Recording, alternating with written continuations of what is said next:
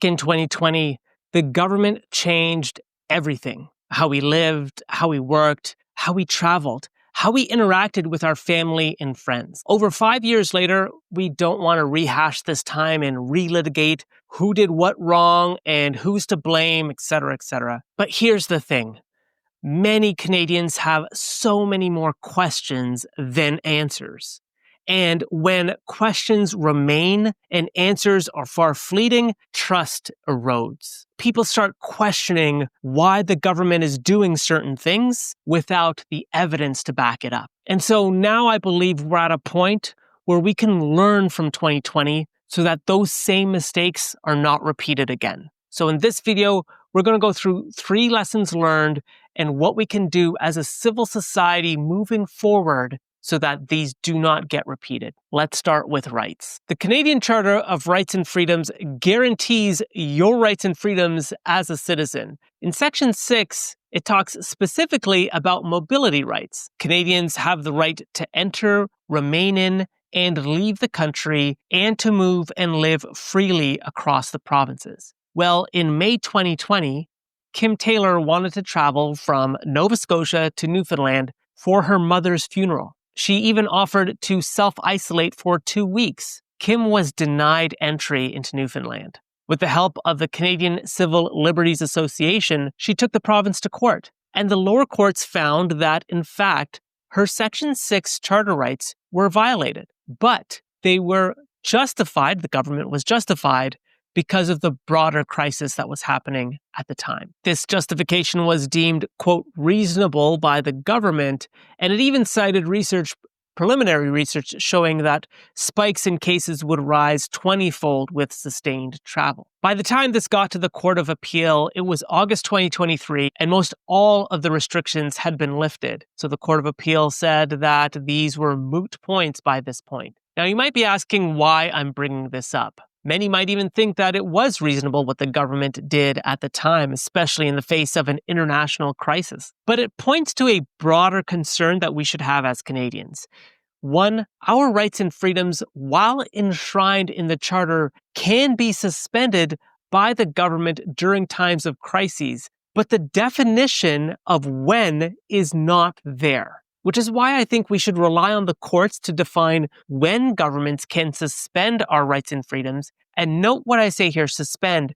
I do believe it should be time limited and time bound with reasonable limits with an end date, so that at the end of that date, we have our rights and freedoms restored back to us. It can't be forever. Otherwise, what's the point of the Charter of Rights and Freedoms? And so without clear definitions, this basically gives governments the ability to suspend your rights and freedoms as they choose to, citing reasonable limits. But we have to be clear about what those reasonable limits are. Personally, I think in this case, and again, I don't know the details, exceptions could be made for extreme circumstances. The second lesson is transparency. Now, I have to be clear, people weren't frustrated that rules existed. I think most people understood rules had to exist. But it's the why behind the rules that was less clear. There are so many examples of this. In the province of Quebec, a curfew was instituted in January 2021. Well,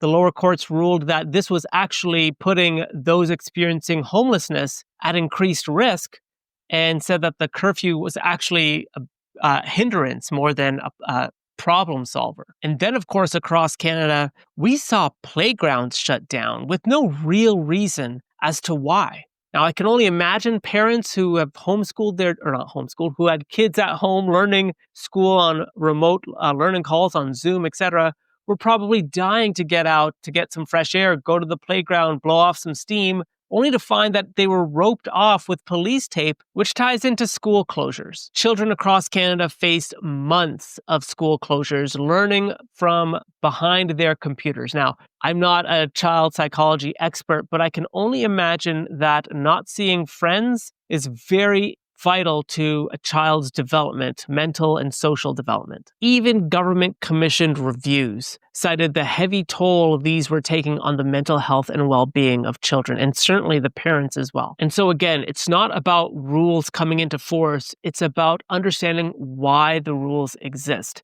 Now, cast your mind back to that time. It seemed like everyone was an expert about why the rules existed, but nobody was really answering the evidence to support the decisions behind them. Public health reviews showed that inconsistent messaging was leading to an erosion of trust, and many Canadians found it hard to identify reliable sources that they could actually cite about what the best pathway forward was. Everyone seemed very confused about the information coming out, and there didn't seem like there was enough evidence or information to justify some of the rules that were coming into effect. Research is really hard, and it can be very difficult to ascertain, to know what the best way forward is, which leads me to this show's sponsor. Folks, creating these videos, doing my podcast, doing all the research, it takes a lot of cognitive horsepower. Late nights, early mornings, I thoroughly enjoy all of it,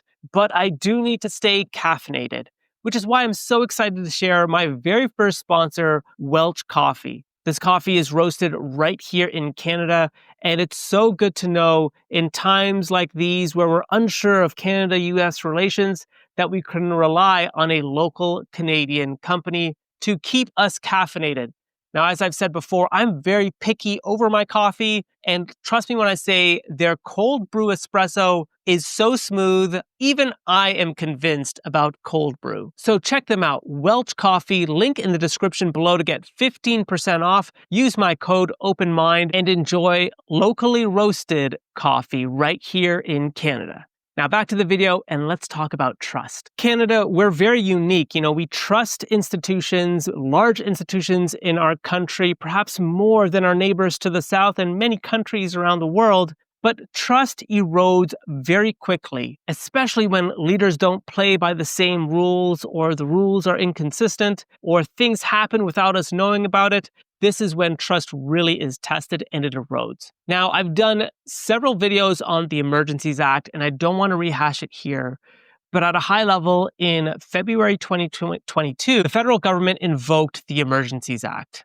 And the Emergencies Act suspends many of your civil rights and freedoms, including freedom of expression. Now, what really is concerning about the Emergencies Act is it only needs a majority in the House to pass. So if you're in a minority position and you align with the third party, you can pass the Emergencies Act. Now, personally, I think because of the sweeping powers, the Emergencies Act should only be passed if there's like an 80 or 90% of the House in agreement with the Emergencies Act, similar to changes to our Constitution. To change our Constitution, it requires most all provinces plus Ontario or Quebec, and that's clearly a large majority of the country saying yes to the constitutional amendment. The same should be true for the Emergencies Act. It's very concerning that a majority government, can actually invoke the Emergencies Act without real opposition.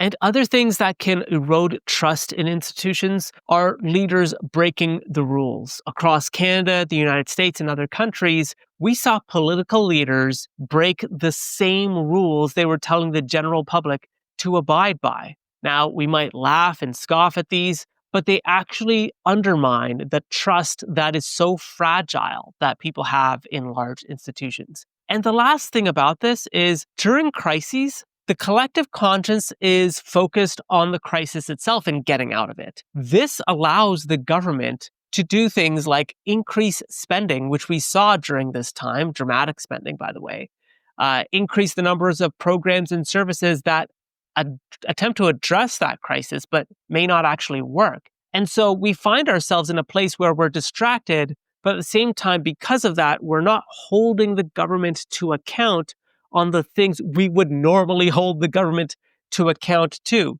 Fast forward to 2025, the government spending eclipsed what happened in 2020. There would be so much outrage today that the government would be forced to retract its statements. It probably wouldn't even put forward that legislation and that type of spending. But during a crisis, the government was pretty much given carte blanche to go do what they could to get us out of this mess. And that's something we as civil society have to be very aware of so that we also understand governments still have accountability back to the people, even in times of crises. So here are the 3 lessons. First, protect rights and freedoms even in times of crises. I really implore the courts to define what those crises constitute, when our rights and freedoms can be suspended, and what's the duration of time. We have to be very specific in order for us to all collectively agree that this is a necessary way moving forward. Second, transparency. Look, we're all human. We all make mistakes. It would be very great if governments would say, we're also trying to figure this out as well. So some of these rules may not exactly be rules. It's more like we're trying to figure out the best middle ground where we're protecting your rights and freedoms while maintaining a response to this crisis. And finally, maintain trust with accountability.